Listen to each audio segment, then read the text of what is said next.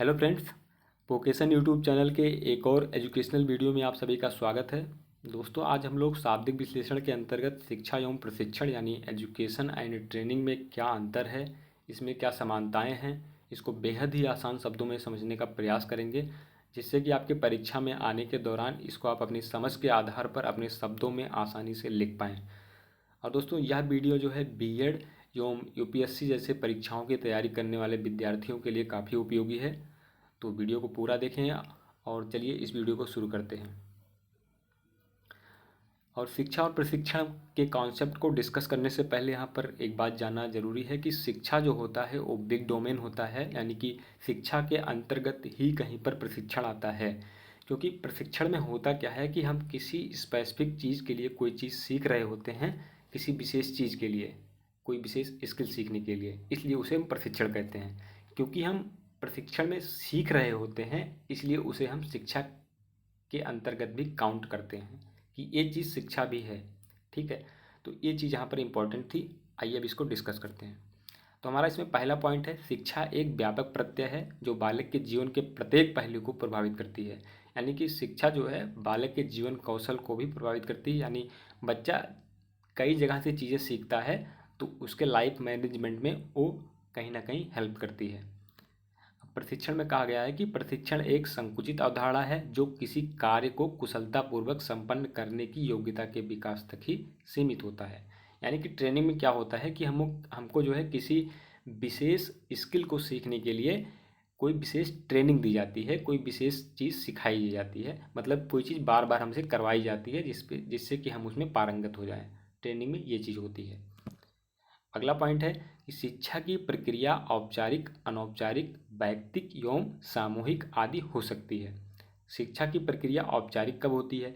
क्योंकि हम जब विद्यालय में जाके जो है किसी पाठ्यक्रम को किसी उद्देश्य के लिए फॉलो कर रहे होते हैं, तो उस तरह से शिक्षा की प्रक्रिया औपचारिक होती है।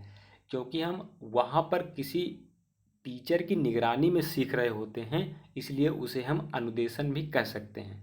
अनुदेशन का वीडियो हमारा पड़ा हुआ है, पहला वीडियो हमारा है, उसको आप जाके देख सकते हैं। अनौपचारिक कब होती है? क्योंकि हमने आपसे बताया कि शिक्षा को हम विद्यालय में भी ले सकते हैं और अपने विद्यालय से बाहर समाज में भी या किसी रिलेशन में गए हैं वहाँ पर भी हम ये चीज़ ले सकते हैं। तो उस तरह की शिक्षा यानी विद्यालय के बाहर की शिक्षा जो होती है वो अनौपचारिक शिक्षा के अंतर्गत काउंट होती है। और वैयक्तिक शिक्षा कब होगी? जब हम अकेले कहीं पर टहलने गए हैं या कोई चीज़ देख के हम कोई चीज़ एक्सपीरियंस ले रहे हैं, तो उस तरह की शिक्षा वैयक्तिक शिक्षा होगी। और सामूहिक शिक्षा यानी कि कलेक्टिव एजुकेशन यानी सामूहिक शिक्षा, तो समूह में यानी कि फैमिली के समूह में है या दोस्तों के समूह में है, कोई चीज़ डिस्कस करके हम सीख रहे हैं, तो उस तरह की शिक्षा सामूहिक शिक्षा के अंतर्गत आती है। अगला पॉइंट है, प्रशिक्षण की प्रक्रिया औपचारिक एवं वैयक्तिक होती है। जाहिर सी बात है, प्रशिक्षण हम किसी विशेष स्किल को सीखने के लिए लेते हैं, तो हम जब वो स्किल सीख जाते हैं तो वो चीज़ हमारे लिए औपचारिक हो जाती है। और क्योंकि हम सीख रहे होते हैं उस चीज़ के लिए, इसलिए प्रशिक्षण की प्रक्रिया वैयक्तिक भी होती है। आगे देखते हैं। हमारा अगला पॉइंट है, शिक्षा जीवन पर्यंत चलने वाली प्रक्रिया है। यानी कि शिक्षा जब हम पैदा होते हैं तब से लेके जीवन पर्यंत, यानी जब तक हमारे यहाँ जीवन है, अस्तित्व है, तब तक जो है शिक्षा चलती रहती है। यानी कि हम अगर चारपाई पर बैठे भी हैं वृद्धावस्था में, तब भी कुछ ना कुछ देख रहे हैं, कुछ ना कुछ सीख रहे हैं। ठीक है। अगला पॉइंट है, प्रशिक्षण निर्धारित समय तक ही चलता है। प्रशिक्षण यानी जब हम किसी एकेडमी में एडमिशन लेते हैं, तो हमको वहाँ पर जो है किसी विशेष स्किल को सीखने के लिए एक निश्चित समय अवधि के दौरान कुछ सिखाया जाता है। तो उस तरह से हम कह सकते हैं कि प्रशिक्षण जो है एक निर्धारित समय तक चलने वाली प्रक्रिया है। और शिक्षा की कोई निश्चित विषय वस्तु एवं पाठ्यक्रम नहीं होता है। यानी कि शिक्षा जो होती है उसका कोई निश्चित पाठ्यक्रम नहीं होता है, उसको हम विद्यालय या समाज से बाहर भी सीख सकते हैं, विद्यालय में भी सीख सकते हैं, या कहीं रिलेशन में गए हैं वहाँ भी सीख सकते हैं। ठीक है। अगला पॉइंट है, प्रशिक्षण एक निश्चित तथा पूर्व निर्धारित पाठ्यक्रम है। इसमें उन्हीं अनुभवों को स्थान दिया जाता है जो उस कार्य विशेष में प्रशिक्षण से संबंधित होते हैं। यानी कि अगर हम कोई स्किल सीख रहे होते हैं, कोई किसी चीज़ की ट्रेनिंग ले रहे होते हैं, तो उसमें यह पाठ्यक्रम डिसाइड होता है कि आज हमको इतना कंप्लीट करना है, जिससे कि जो समय निर्धारित किया गया है उस समय के अंदर जो है इस स्किल के सभी गुणों को सीखा जा सके। ठीक है, ये चीज़ें।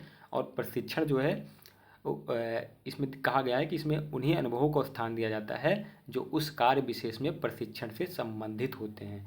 यानी कि केवल वही चीज़ें आपको सिखाई जाएंगी जिस स्किल के लिए आप वहाँ पर गए हैं। ठीक है, उसी पाठ्यक्रम को आपके ऊपर लागू किया जाएगा प्रशिक्षण में। हमारा अगला पॉइंट है, शिक्षा बालक के संपूर्ण जीवन को प्रभावित करती है।